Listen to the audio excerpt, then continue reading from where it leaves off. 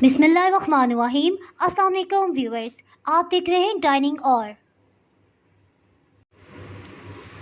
आज हम फैटोचीनी पास्ता बनाएंगे। इंशाल्लाह ये रेस्टोरेंट स्टाइल में बनेगा और बाज़ार की निस्बत ये बहुत ही सस्ते में और आसानी से आप घर में बना सकते हैं। अगर आप मेरे चैनल पे नए हैं तो चैनल को सब्सक्राइब कर दें और बेल आइकन प्रेस कर दीजिएगा ताकि मेरी हर नई आने वाली वीडियो का नोटिफिकेशन आपको मिल सके। चलिए बनाना शुरू करते हैं। सबसे पहले चिकन को मैरिनेट कर लेते हैं। इसके लिए ब्रेस्ट पीस लिया है, इसको बराबर से 2 हिस्सों में कटिंग कर लिया है। तकरीबन इतनी इसकी चौड़ाई है। एक हैमर की मदद से इस तरह से इसको मज़ीद फ्लैट कर लेंगे। इसका फ़ायदा ये है कि इसका अंदर का रेशा टूट जाएगा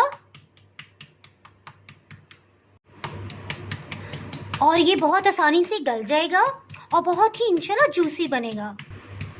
इक्वली हर जगह से इसको इस तरह से फ्लैट कर लेंगे। इनको एक दफ़ा फिर से अच्छे से वॉश कर लिया है। इसको एक बाउल में शिफ्ट कर रहे हैं। इसमें 4 टेबलस्पून दही शामिल कर देंगे। नमक 1/4 टीस्पून, अधकुटी सुर्ख मिर्च ये तकरीबन 1 चाय की चम्मच, कश्मीरी लाल मिर्च या पेपरिका पाउडर जो भी आपके पास हो 1 चाय की चम्मच। ये जायके में तेज़ नहीं होती लेकिन ये सिर्फ कलर अच्छा करने के लिए है। अगर आपके पास ये ना हो तो आप कोई भी फूड कलर इसमें इस्तेमाल कर सकते हैं। सोया सॉस 2 खाने वाले चम्मच इसमें शामिल कर देंगे। कुकिंग ऑयल 1 खाने वाला चम्मच, आधी चाय की चम्मच काली मिर्च ये फ्रेश पीस ली है, इसको शामिल करेंगे। अगर आप ज़्यादा स्पाइसी इसको बनाना चाहते हैं तो 1 चाय की चम्मच काली मिर्च भी ऐड कर सकते हैं। आधी चाय की चम्मच लहसुन अदरक का पेस्ट ये शामिल कर देंगे।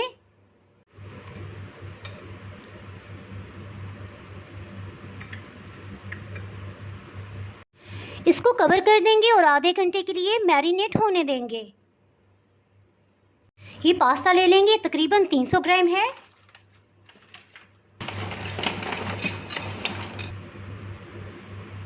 ये पास्ता इस तरह से रोल हुआ होता है। इसकी बाहर की सतह इस तरह से होती है कि ये सॉसेस को अपने अंदर एब्जॉर्ब कर सके।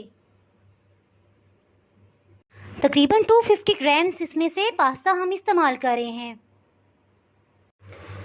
पास्ता को बॉईल करने के लिए एक पैन में 10 गिलास पानी डाला है और हीट मीडियम है। इसमें 1 खाने वाला चम्मच नमक शामिल करेंगे। पानी बॉइलिंग पॉइंट पे आ गया है। इसमें पास्ता को ऐड कर देंगे। 2 खाने वाले चम्मच कुकिंग ऑयल इसमें शामिल कर देंगे। इससे पास्ता खिला खिला बनेगा। ये बॉइलिंग पॉइंट पे आ गया है। इसके साथ ही चूल्हे की फ्लेम को बिल्कुल लो कर देंगे। इसको हम 100% कुक नहीं करेंगे, तकरीबन इसको 85% तक हम इसको कुक कर लेंगे, बॉईल कर लेंगे। सॉस बनाने के लिए एक कढ़ाई ली है, इसमें 1 टेबलस्पून कुकिंग ऑयल डाल देंगे। इसमें 1 चाय की चम्मच लहसुन अदरक का पेस्ट ये शामिल कर लेंगे। इसको इतना सौते करेंगे कि सिर्फ इसका गोल्डन अच्छा सा कलर आ जाए। आप चाहें तो सिर्फ लहसुन का पेस्ट भी इस्तेमाल कर सकते हैं। इसमें 1 पैक क्रीम का शामिल कर देंगे। ये तकरीबन 200 ml की है। इसमें बबल्स आने लग जाएंगे। इसमें दूध शामिल कर देंगे। तकरीबन 250 ml दूध इसमें मैं शामिल कर रही हूँ। इसको अच्छे से मिक्स कर लेंगे। इसकी हीट बिल्कुल लो रखी हुई है। साथ ही पास्ता को चेक करते हैं। तकरीबन 6 से 7 मिनट हो चुके हैं उसे कुक होते हुए। अल्हम्दुलिल्लाह ये बहुत अच्छे से डन हो गया है। इसको ड्रेन कर लेंगे।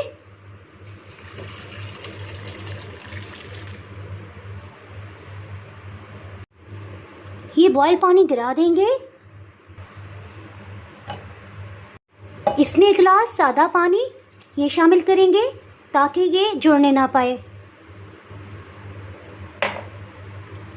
और इसे ड्रेन होने देंगे। अल्हम्दुलिल्लाह कितना खिला खिला सा ये बॉयल हुआ है।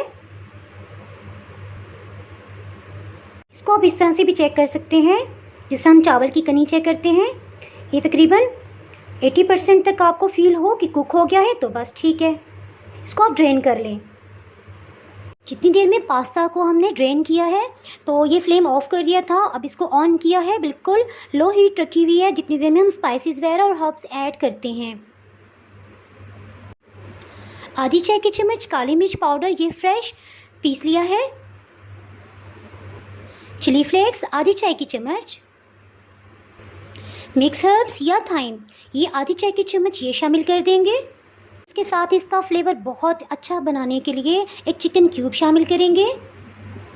इसको हल्का सा इस तरह ही मैश कर लूँगी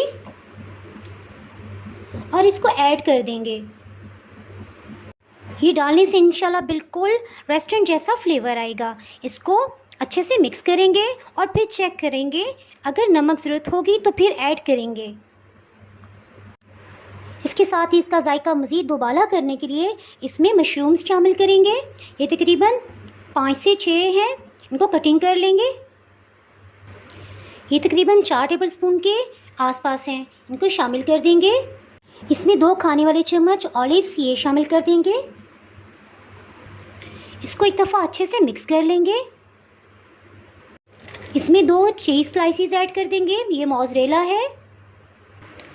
सेकंड स्लाइस इसको भी शामिल कर देंगे। चेडर चीज़ ये तकरीबन 4 टेबलस्पून है, इसको भी ऐड कर देंगे। इनको अच्छे से मिक्स करेंगे। इसमें नमक बिल्कुल भी शामिल नहीं किया क्योंकि चीज़ के अंदर भी नमक होता है, और इसी तरह चिकन क्यूब्स जो ऐड किए थे उसमें भी नमक था, तो इसमें एक मुनासिब सा नमक ही इंशाल्लाह होगा। अगर आपके पास ऑलिव्स और मशरूम्स नहीं हैं तो आप इसकी जगह शिमला मिर्च भी इस्तेमाल कर सकते हैं, इंशाल्लाह फिर भी बहुत ही अच्छा फ्लेवर आएगा।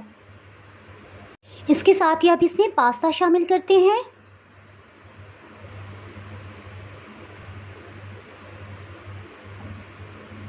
इसको अच्छे से मिक्स कर लेंगे।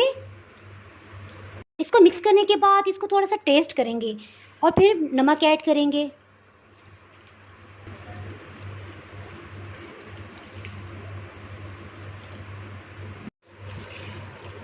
इसमें नमक शामिल करने की बिल्कुल भी ज़रूरत नहीं है। अब आप ये देख सकते हैं कितना अच्छा इसका क्रीमी सा टेक्सचर है।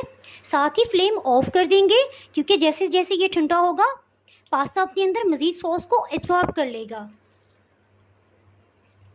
जिस तरह हमने इसका नमक चेक किया है इसी तरह पास्ता को भी चेक कर लीजिएगा। अगर आपको ये सख्त महसूस हो तो इसमें आधा कप या 1 कप दूध मज़ीद डाल के कुछ देर के लिए आप कुक कर सकते हैं। ये डन हो गया है। इसके साथ ही फ्लेम ऑफ कर दिया है। चिकन जो मैरिनेट किया हुआ था उसको कुक कर लेते हैं। एक फ्राई पैन में मैरिनेटेड चिकन ये शामिल कर देंगे। हीट मीडियम है और इसके साथ ही इसने पानी रिलीज़ कर दिया है। इसको ढक्कन से कवर कर देंगे और थोड़ी देर के लिए हीट बिल्कुल लो कर देंगे। इसमें जो योगर्ट और सॉसेज ऐड किए हैं इंशाल्लाह और उसी में ही ये कुक हो जाएगा। तकरीबन 5 मिनट के लिए इसको कवर किया है। 4 से 5 मिनट हो गए। इसको चेक करते हैं। इसको अच्छे से मिक्स करते हैं। इसके साथ ही हीट को मीडियम कर लेते हैं। ये आप देख सकते हैं हल्का सा टच करने से भी ये किनारा इसका टूट रहा है। इट मीन्स कि बहुत अच्छे से गल चुका है क्योंकि इसका हमने रेशा पहले तोड़ लिया था, इसीलिए बहुत जल्दी ये कुक हो रहा है। इसमें ऑयल शामिल नहीं किया क्योंकि पहले हम इसमें डाल चुके थे मैरिनेट करते हुए। फिर से साइड चेंज करते रहेंगे। इसी तरह इसको कुक कर लेंगे।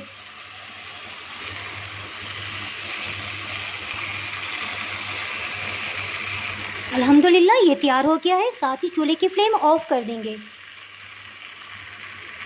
इसके साथ ही इसके स्लाइसिस कर लेते हैं।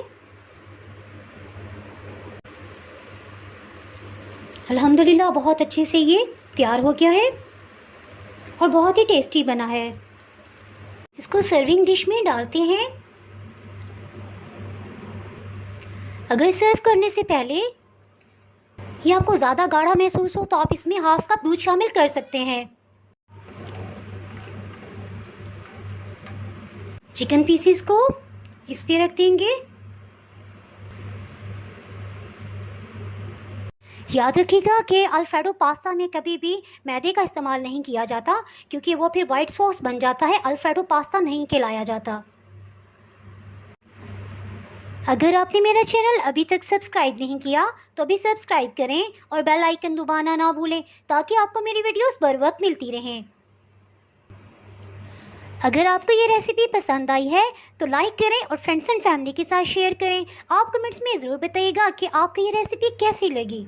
अब इजाज़त चाहती हूँ। अल्लाह हाफिज़।